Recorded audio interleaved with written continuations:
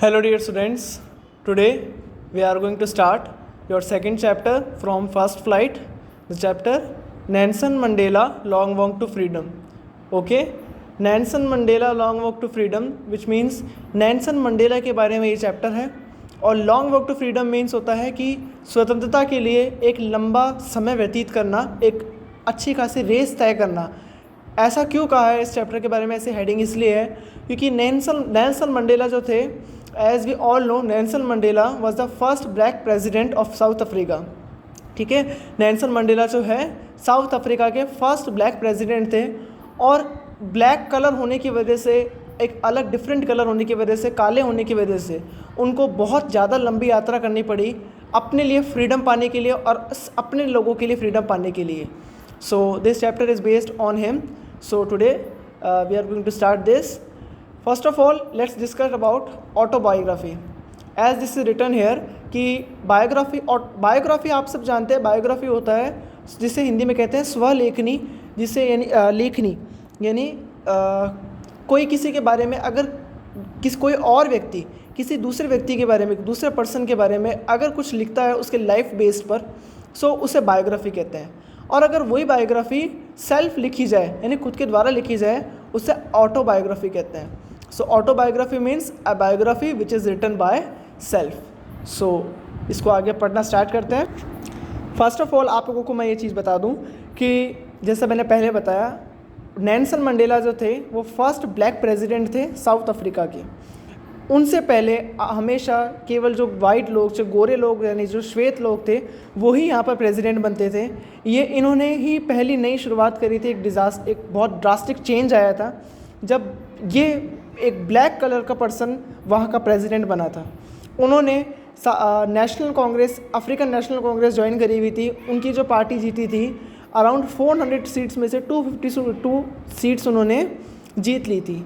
ठीक है, इससे वो वहाँ के साउथ अफ्रीका के फर्स्ट ब्लैक प्रेसिडेंट कंसीडर्ड हुए. ठीक है, सो इसमें हम आगे पढ़ते हैं. और बहुत सी चीज़ें हैं नेल्सन मंडेला की लाइफ से रिलेटेड जिनको हम आगे पढ़ेंगे, फर्दर स्टडी करेंगे. कुछ बहुत जो लाइन्स हैं उनको पढ़ लेते हैं. जैसे ये लिखा है, never never again will this beautiful land experience the operation of one by another, कि आज के बाद कभी भी इस ब्यूटीफुल सुंदर लैंड पर किसी के द्वारा किसी पर भी कोई यातनाएं नहीं दी जाएगी. ये नेल्सन मंडेला ने अपने जो उन्होंने स्पीच दी थी उसमें बताया था. ठीक है स्टूडेंट्स, अब आगे पढ़ना स्टार्ट करते हैं, चैप्टर की तरफ चलते हैं. सो चैप्टर स्टार्ट करने से पहले आपको थोड़ा बहुत बता दूं, डिस्क्रिप्शन दे दूं मैं आपको, कि मैं आपके लिए फ़र्स्ट ऑफ ऑल पहले कंप्लीट एक पैराग्राफ पढ़ दूंगा, 2 या 3 पैराग्राफ, देन उसको आपको मैं ट्रांसलेट करके जो समरी है वो समझा दूंगा. क्योंकि अगर लाइन बाय लाइन करना स्टार्ट करते हैं सो इट विल बी लेंदी. ठीक है, सो वीडियो भी बहुत ज़्यादा लेंदी हो जाएगा, इसलिए हम इसको छोटे में ही कंप्लीट करेंगे. 10th May dawned bright and clear. For the past few days, I had been pleasantly besided by dignitaries and world leaders who were coming to pay their respects. Before the inauguration, the inauguration would be the largest gathering ever of international leaders on South African soil. The ceremonies took place in lovely sandstone amphitheatre formed by the Union Buildings in Pretoria. For decades, this had been the seat of white supremacy, and now it was the site of rainbow gathering of different colors and nations for the installation of South Africa's first democratic, non-racial government. On the lovely autumn day, I was accompanied by my daughter Zinani. On the podium, Mr. D. Clerk was first sworn in as Deputy President. Okay students, so अब इसको बताता हूँ मैं आपको. देखो dear students, ये 10th मई, ये आपके 10th मई 1994 की बात है, जब इन्होंने as a first black president इन्होंने स्वॉन लिया था, यानी शपथ ग्रहण करी थी. 10 मई का दिन था, बहुत ही डॉन्ड यानी उदय हुआ और बहुत ही ब्राइट और क्लियर था. पिछले कुछ दिनों से जो मैं, यानी जो ये नेल्सन मंडेला बता रहे हैं कि मैं बहुत सी ऐसे डिग्निटरीज़ यानी गणमान्य व्यक्तियों के द्वारा, यानी जो सम्मानित लोग हैं उनके द्वारा घिरा हुआ था, जो मुझे अपनी रिस्पेक्ट देने के लिए आए हुए थे इनॉग्रेशन के दौरान. इनॉग्रेशन मतलब स्टूडेंट्स, इनॉग्रेशन ये वो इनॉग्रेशन है जब इन्होंने शपथ ग्रहण समारोह जो होता है, जैसे हमारे भारत में भी शपथ ग्रहण समारोह होता है, सो वहीं पर ये इनॉग्रेशन हो रहा था, समारोह हो रहा था. The inauguration would be the largest gathering, इस इनॉग्रेशन में आज से पहले इतने कभी भी लोग नहीं आए थे जितनी गैदरिंग भीड़ जमा हुई थी on the South African soil, South Africa पर की मिट्टी में। अब ये जो लाइन है ये बहुत इंपॉर्टेंट लाइन है, इसको आप लोग अंडरलाइन करें, जैसा कि मैंने अंडरलाइन करके रख रखा है, आप भी अंडरलाइन करें। The ceremony took place in the lovely sandstone amphi theatre formed by the union buildings in Pretoria. जो सेरेमनी जो हुई थी वो कहाँ हुई थी? यूनियन बिल्डिंग, प्रिटोरिया में जो यूनियन बिल्डिंग है वहाँ पर सैंडस्टोन यानी बलुआ पत्थर से बने हुए एम्फी थिएटर में। एम्फी थिएटर एक ऐसा थिएटर होता है जो जिसकी जो बिल्डिंग रूफ होती है उस पर रूफ नहीं होती है, वो बिल्कुल ऊपर से खाली रहता है, ठीक है। ये देखो, a building without a roof with many roofs और of a seating rising in steps, ठीक है। फॉर डिकेड्स, हाँ दशकों से, यानी दशक से यानी जो होता है ना 10 साल, बहुत समय पहले से ये जो सीट है यानी कि जो प्रेसिडेंट की जो सीट है वो केवल सफ़ेद लोग यानी वाइट लोगों के लिए होती थी, वाइट सुप्रीमेसी के लोगों के लिए होती थी। आज ये जो है हमारे इस ऑपरेशन के बाद यानी हमारे जो इस प्रयास के बाद में ये हर वो लोगों के लिए सीट बन चुकी है, हर कलर के लोगों के लिए, जो जिनको सब तरीके के राइट प्राप्त हों, सबको राइट्स हैं हर चीज़ के, हर कलर के लोग यहाँ पर स्वतंत्रतापूर्वक रह सकते हैं, हर चीज़ को वो अपनी इच्छा से कर सकते हैं, ठीक है। नॉन रेशियल गवर्नमेंट, यहाँ पर एक ऐसी गवर्नमेंट का इंस्टॉलेशन हुआ है जो नॉन रेशियल है। नॉन रेशियल मतलब गैर नस्लवादी, यहाँ पर यानी कि किसी के काले गोरे का भेद नहीं होता। उस दिन ऑटम का डे था, बहुत अच्छा डे था। अकम्पेंड मतलब मेरा साथ दिया गया था मेरी डॉटर जिनानी के द्वारा। ऑन द पोडियम पर सबसे पहले मिस्टर डी क्लर्क, ये देखो ये मिस्टर डी क्लर्क उन्होंने as a second deputy president यानी द्वितीय उपराष्ट्रपति इसके तौर पर उन्होंने शपथ ग्रहण करी थी। स्वॉन मतलब होता है शपथ। देन उसके बाद में Thabo Mbeki was sworn as first deputy president, और थाबो म्बिकी प्रथम उपराष्ट्रपति के तौर पे उन्होंने जो शपथ ग्रहण करी। When it was my turn, I pledged to obey and uphold the Constitution and to devote myself to the well-being of Republic and its people, to the assembled guests and the watching world, I said. जब मेरी बारी आई तब मैंने शपथ ग्रहण करी और ये कहा कि मैं संविधान के प्रति अपने सभी नैतिक कर्तव्यों का पालन करूँगा और रिपब्लिक यानी कि जो मेरे गणतंत्र है उसके प्रति मैं अपने आप को झोंक दूंगा। टू द असेंबल्ड गेस्ट यानी जो आए हुए लोग थे और जो मुझे लोग देख रहे थे, मैंने उनको कहा कि today all of us do by our presence here confer glory. Confer मतलब होता है यहाँ पर, ग्लोरी मतलब सम्मान। यहाँ पर आए मेरे सभी अतिथियों का सम्मान मैं करता हूँ। Hope to new born liberty. और हम लोग अब हम ये निर्णय लेते, अब हम लोगों को ये कर लेना चाहिए, शपथ लेनी चाहिए कि हम लोग अब एक ऐसी स्वतंत्रता का निर्माण करेंगे, इस नई स्वतंत्रता का निर्माण करेंगे जहाँ पर सभी लोगों को स्वतंत्रता प्राप्त हो, किसी को के साथ भेदभाव नहीं हो। Out of the experience of an extra ordinary human disaster, एक एक्स्ट्रा ऑर्डिनरी ह्यूमन डिज़ास्टर यानी मानव के साथ जो डिज़ास्टर होते थे उनको हम लोग सहन कर चुके हैं। लास्टेड टू लॉन्ग यानी जो बहुत समय से चलता आ रहा है। हमें एक ऐसी सोसाइटी का निर्माण करना होगा जहाँ पर सभी all humanity will be proud, जो कि सभी तरीके के लोग गर्व से रह सकें।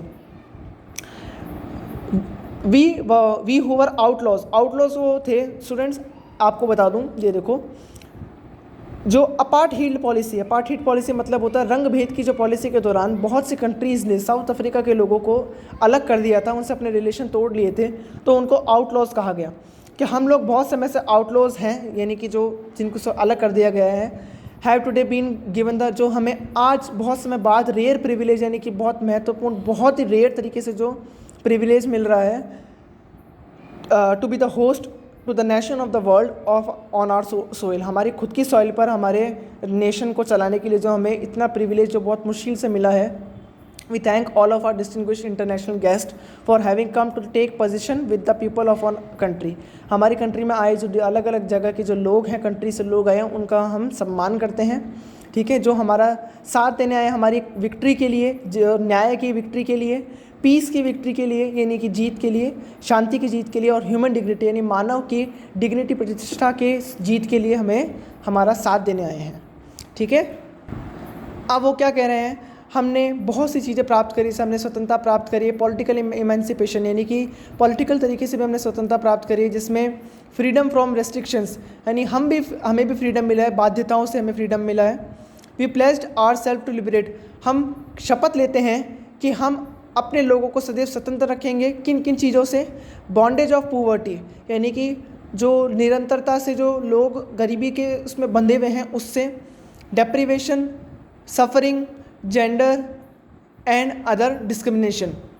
Here the meaning of the deprivation is given to you, state of not having one's rightful benefits, ठीक है ना, यानी कि किसी को सब पूरे अधिकार प्राप्त नहीं होना, इन चीज़ों से, सफरिंग, जेंडर से सफरिंग करने वाले लोगों को, और जितने भी अदर भेदभाव और भी भेदभाव जो डिस्क्रिमिनेशंस होते हैं उनसे हम सबको स्वतंत्रता प्राप्त कर ली हमने।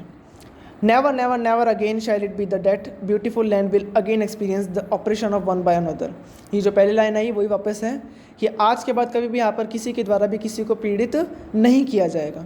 The sun shall never set on the glorious human achievement, इस ह्यूमन अचीवमेंट का जो सूरज कभी भी अस्त नहीं होगा। देन कुछ समय पश्चात हम लोगों ने क्या देखा, अब इस पैसेज में क्या है मैं आपको बता देता हूँ। कुछ समय पश्चात हमने अपनी आंखें लिफ्ट करी, हमने ऊपर देखा, specular array of south African jets, south African jets की कंप्लीट एक लाइन ऊपर हमारे ऊपर ज़ोर ज़ोर से साउंड कर रहा था, आवाज़ कर रहा था।